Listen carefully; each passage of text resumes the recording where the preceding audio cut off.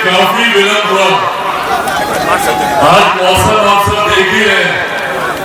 आज मौसम पटना में भी काफी खराब था, जिस वजह से आज हेलीकॉप्टर को पटना आने में और वहां से यहाँ तक आने में काफी समय लगा।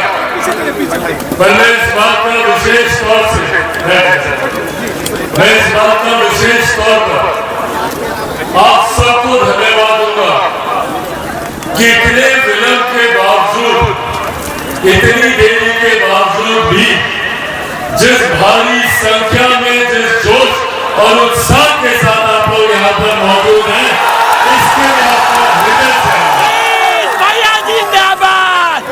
यही वो प्यार है आप लोगों का जिसने चिराग पासवान को जीवित रखा विपरीत परिस्थितियों में। साथियों, जब आप लोगों के बीच आया ये चयन करना कि आने वाले 5 साल की सत्ता हम लोग किस नेतृत्व के हाथ में, किस नेता, किस गठबंधन के हाथ में हम लोग सौंपने जा रहे हैं। साथियों, इन 5 सालों में बिहार विकास की गति पे कई आगे बढ़ सकता है अगर हम डबल इंजन की सरकार का होना जरूरी है। मतलब जो सरकार केंद्र में, वही सरकार राज्य में। हमारे प्रदेश की एक विडंबना रही है। जितने बुजुर्ग यहाँ पर मौजूद हैं वो लोग इस बात को समझेंगे और मैं चाहता हूं कि युवा पीढ़ी भी इस बात को समझे। हमारा प्रदेश आजादी के 75 साल के बाद आज भी पिछड़ा प्रदेश कहलाता है। इसका कारण है कि आजादी के बाद एक लंबे समय तक बिहार में विरोधाभास की सरकार है। विरोधाभास की सरकार का मतलब केंद्र में कोई और सरकार, राज्य में कोई और सरकार। और लगभग 27 साल का समय ऐसा था निरंतरता में, जहां पे केंद्र में कोई और सरकार, राज्य में कोई और सरकार। जब केंद्र में यूपीए की सरकार थी तो बिहार में एनडीए की सरकार थी। जब केंद्र में एनडीए की सरकार आई तो बिहार में महागठबंधन की सरकार आई। अलग अलग सरकार, अलग अलग सोच। परिणाम, केंद्र की परियोजनाएं राज्य सरकार पारित नहीं करती और राज्य सरकार की योजनाओं को केंद्र सरकार स्वीकृति नहीं देती। इसीलिए साथियों, जरूरी है आज एक लंबे समय के बाद बिहार में ये एक अनुकूल परिस्थिति बनी है जहां पर केंद्र की तर्ज में राज्य में भी वही सरकार, जब केंद्र में एनडीए की सरकार जिसका मजबूती से नेतृत्व हमारे प्रधानमंत्री आदरणीय नरेंद्र मोदी जी कर रहे हैं, तो वही बिहार में भी हमारी एनडीए सरकार का नेतृत्व मुख्यमंत्री नीतीश कुमार जी कर रहे हैं।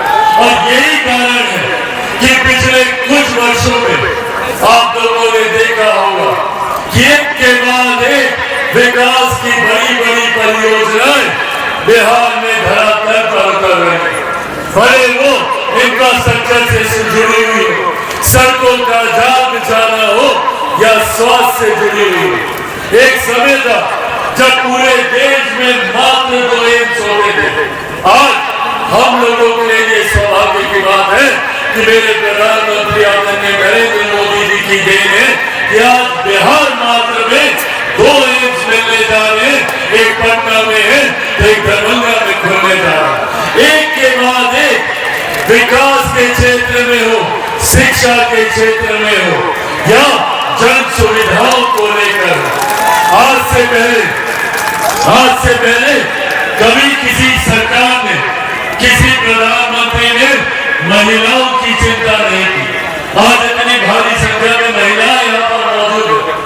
आप लोगों को मैं बताना चाहता हूं कि पहली बार देश में एक ऐसे प्रधानमंत्री आए जिन्होंने महिलाओं के स्वास्थ्य की चिंता। सदियों तक चूल्हा झोंकते उनके स्वास्थ्य पर पड़ने वाले हानिकारक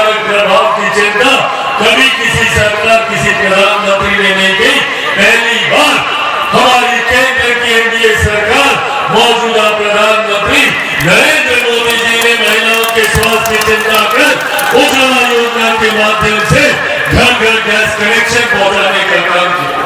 महिलाओं के सम्मान की चिंता करते हुए घर घर शौचालय बनाने की सोच रखी। हर गरीब कल्याण की योजनाओं के साथ हमारी केंद्र सरकार आगे बढ़ने का काम कर रही है। इससे पहले हमारे घर में कभी कोई बीमारी आती थी तो सबसे पहले अपनी जमीन गिरवी रखवानी पड़ती थी या महिलाओं के जेवर बेचने पड़ते थे। पर आज भगवान न करे अगर किसी के घर में बीमारी आती है तो हमारे प्रधानमंत्री जी और हमारी केंद्र सरकार की देन है कि आयुष्मान योजना के तहत 5-5 लाख रुपए का मुफ्त इलाज हर व्यक्ति को मिलेगा। इस बात को हम लोगों ने सुनिश्चित कराने का काम किया। आज साथियों, जब हम लोग गरीब कल्याण की बात करते हैं मुझे खुशी होती है, मुझे गर्व होता है कि मेरी रगों में एक ऐसे नेता का खून है जिन्होंने हमेशा गरीबों, वंचितों, शोषितों को मुख्य धारा के साथ जोड़ने का काम किया। आज मेरे जितने साथी हाथ में मोबाइल फोन लेकर तस्वीर खींच रहे हैं या वीडियो बना रहे हैं, ये मोबाइल फोन मेरे नेता, मेरे पिता आदरणीय रामविलास पासवान जी की देन है कि आज घर घर तक मोबाइल फोन पहुंचा। जब वो दूरसंचार मंत्री थे उस वक्त पहली बार देश में मोबाइल फोन आया, पर जब ये फोन आया तो उस वक्त ये अमीरों की जागीर था। ये एक ऐसा दौर था जब इनकमिंग कॉल के लिए भी हम लोगों को पैसा देना पड़ता था। उस वक्त मेरे नेता, मेरे पिता रामविलास पासवान जी ने कसम खाई थी कि जब तक हर गरीब व्यक्ति के हाथ में ये मोबाइल फोन नहीं पहुंचेगा तब तक वो भी चैन की सांस नहीं लेंगे। और आज उनका ये सपना पूरा हुआ। हर गरीब व्यक्ति के हाथ में मोबाइल फोन है। आज मुझे गर्व होता है कि मेरे नेता की वजह से आप चले जाइए बिहार के अलग अलग कोने में कई ऐसे गरीब परिवार हैं जहां पर नौकरी देने का काम, रेलवे में सबकी व्यवस्था करवाने का काम हमारे नेता के द्वारा किया गया। और अपने जीवन के अंतिम समय में जब उनको अपने स्वास्थ्य की चिंता होनी चाहिए थी उस वक्त भी वो हमारे देश के गरीब, शोषित, वंचितों की चिंता कर रहे थे। उस वक्त भी उन्होंने अपने स्वास्थ्य की चिंता न कर उनको इस बात की चिंता थी, वो महामारी का दौर था जब देश में ही नहीं दुनिया में कोरोना की बीमारी फैली हुई थी। उस वक्त उनको इस बात की चिंता थी कि जो बिहारी दूसरे प्रदेशों से पैदल चलकर अपने गांव वापस आने के लिए मजबूर हैं, उन लोगों को 2 वक्त की रोटी कैसे मिलेगी, उन लोगों को अनाज कैसे मिलेगा, राशन कैसे मिलेगा। उस वक्त उन्होंने अपने स्वास्थ्य की चिंता नहीं की। संभवतः अगर उन्होंने चिंता की होती तो आज वो हम लोगों के बीच होते, संभवतः वो जीवित होते। पर उस वक्त अपनी चिंता न कर अधिकारियों को बुलाकर दिन रात उन्होंने एक योजना को तैयार करने का काम किया। और आज ये उन्हीं की देन है कि उनके जाने के लगभग 4 साल के बाद भी आज भी प्रधानमंत्री गरीब जन कल्याण अन्न योजना के तहत देश भर में 80 करोड़ लोगों को मुफ्त में अनाज दिया जा रहा है। ये देन हमारे नेता आदरणीय रामविलास पासवान जी की। साथियों, ये तमाम बातें आप लोगों के साथ साझा करने का मकसद सिर्फ इतना है कि आप लोगों को मैं ये बताना चाहता हूं कि मेरे नेता ने जात पात धर्म मजहब से उठकर हर गरीब व्यक्ति को मुख्य धारा के साथ जोड़ने की सोच के साथ उन्होंने काम करने का प्रयास किया। मेरी रगों में भी उन्हीं का खून है, उन्हीं का आंसू है।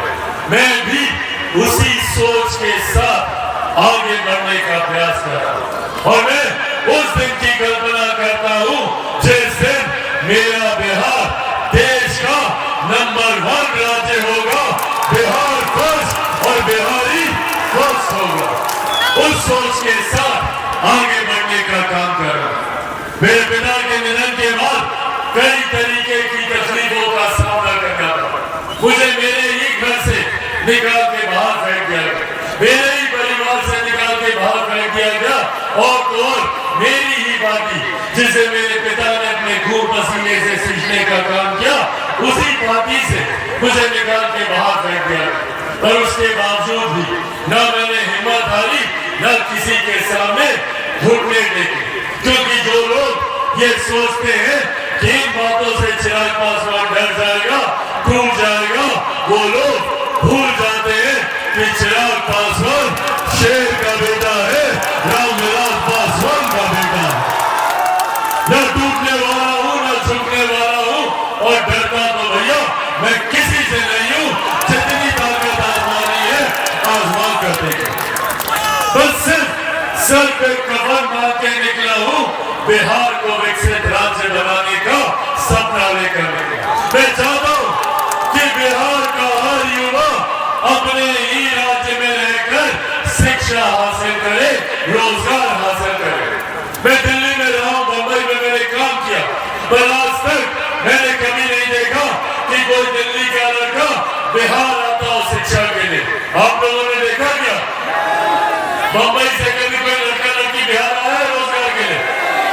इस परिस्थिति का निर्माण करना, बिहार को उस व्यवस्था तक लेकर जाना है जहां किसी भी युवा को शिक्षा के लिए, रोजगार के लिए बिहार से बाहर न जाना पड़े, जहां किसी भी बुजुर्ग को, महिलाओं को अपने स्वास्थ्य लाभ के लिए, अपने इलाज के लिए बिहार से बाहर न जाना पड़े। और इसी सोच के साथ हम लोगों ने बिहार फर्स्ट, बिहारी फर्स्ट का हम लोगों ने निर्माण किया। ये एक ऐसा दस्तावेज है जो पूरा प्रारूप तैयार करता है कि कैसे बिहार में रोजगार के अवसर खुल सकते हैं, कैसे बिहार में औद्योगिकीकरण हो सकता है, कैसे यहाँ पे उद्योग आएंगे, कैसे यहाँ पे बड़ी बड़ी कंपनियां यहाँ पर आकर निवेश करेंगी, कैसे हमें अपने गांव में ही बेहतर शिक्षा के अवसर मिले, अपने गांव में ही एक से एक विद्यालय मिले, अपने प्रखंड में ही बड़े से बड़े मेडिकल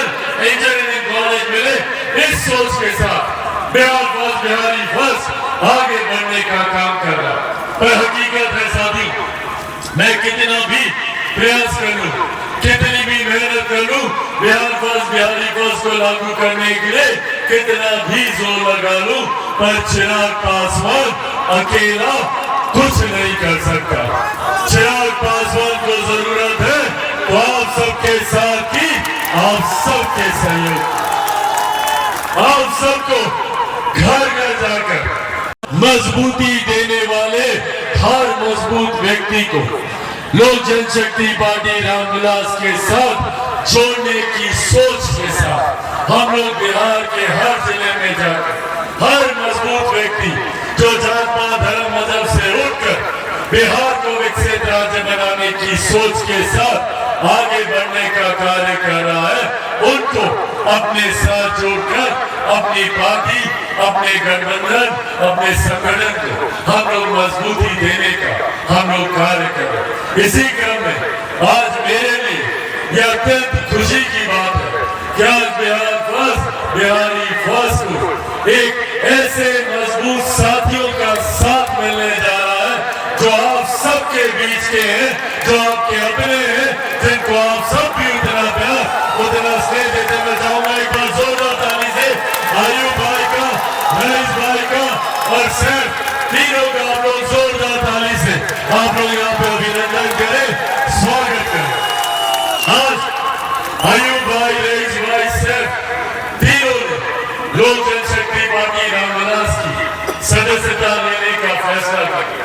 हमारे पार्टी के कई नेता, हमारे कई कार्यकर्ता साथियों ने लगातार निरंतरता में इनके द्वारा किए गए जन कल्याण के कार्यों के बारे में निरंतरता में जानकारी देने का काम किया। इनके काम का परिचय इनसे पहले मुझसे हुआ। इनके काम ने पहले हमारे दरवाजे पर दस्तक देने का काम किया, जहाँ समाज के अलग अलग वर्ग से आने वाले लोगों ने बताया कि उनके कल्याण के लिए इन्होंने उनके द्वारा क्या क्या कार्य किए। मैं ये मानता हूँ कि इनके आने से लोक जनशक्ति पार्टी रामविलास को एक नई मजबूती मिलेगी, एक नई ताकत मिलेगी। पार्टी का राष्ट्रीय अध्यक्ष होने के नाते जहां मैं इनका पार्टी में विधिवत तरीके से मैं स्वागत करता हूं, तो वहीं इनके माध्यम से इनके साथ आए इनके हजारों समर्थकों का भी मैं अपनी पार्टी लोक जनशक्ति पार्टी रामविलास में मैं स्वागत करता हूं और ये विश्वास रखता हूं कि इनके आने से न सिर्फ सीवान जिला में बल्कि पूरे प्रदेश में पार्टी को एक नई ताकत मिलेगी और बिहार फर्स्ट, बिहारी फर्स्ट जिस सोच के साथ मैं मेरे नेता, मेरे पिता आदरणीय रामविलास पासवान जी के अधूरे सपनों को पूरा करने के लिए आगे बढ़ा हूं, उस सोच को, सपने को पूरा करने में भी इनकी मजबूत ताकत हम लोगों को मिलेगी। मेरे नेता, मेरे पिता आदरणीय रामविलास पासवान जी से भी इनका पुराना परिचय रहा, उनके साथ भी इन्होंने कई लम्हे गुजारने का काम किया। आज मैं ये भी मानता हूँ कि वो भी जहाँ कहीं होंगे खुश होंगे कि आज अयूब भाई, रईस भाई और इनके सपुत्र दानिश सर भी आज हम लोगों के साथ जुड़ने का काम कर रहे हैं।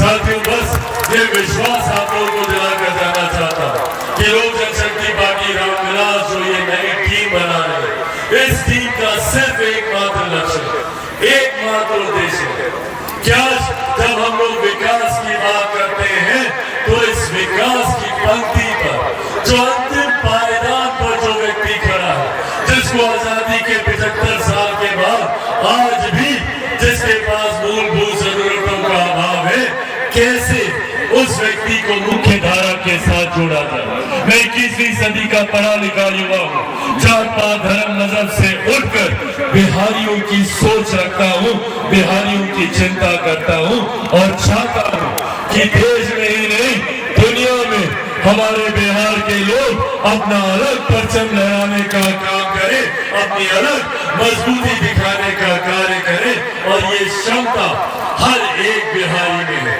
आज आप देश दुनिया के किसी भी कोने में चले जाइए, पत्रकार साथी यहाँ पर मौजूद है, ये भी जानते हैं कि मीडिया के बड़े बड़े हाउसेज में बड़े बड़े पदों पर आपको बिहारी में जाएंगे, बड़े बड़े बिजनेस घराने के CEO, CFO आपको बिहारी मिल जाएंगे। सबसे ज्यादा IAS, IPS ऑफिसर हमारा बिहार देता है। तो जब हमारा बिहार इतना आगे है तो बिहारी इतने पीछे क्यों रहेंगे? उठकर बिहार फर्स्ट, बिहारी फर्स्ट के साथ जुड़ने के लिए आग्रह करना होगा। आप सबको चिराग पासवान बनकर बिहार फर्स्ट, बिहारी फर्स्ट को आगे लेकर जाना होगा। बोले बनेंगे चिराग पासवान? ऐसे नहीं, दोनों हाथ उठाकर बताइए, बनेंगे चिराग पासवान? बनेंगे चिराग पासवान? बनेंगे चिराग पासवान? साथियों, आप लोग बस अपना साथ दीजिए, बदले में विकसित राज्य मैं आपको बना कर दूंगा, ये वादा आप लोगों से करके जाता हूं। साथियों, आज जब इस मंच पर आया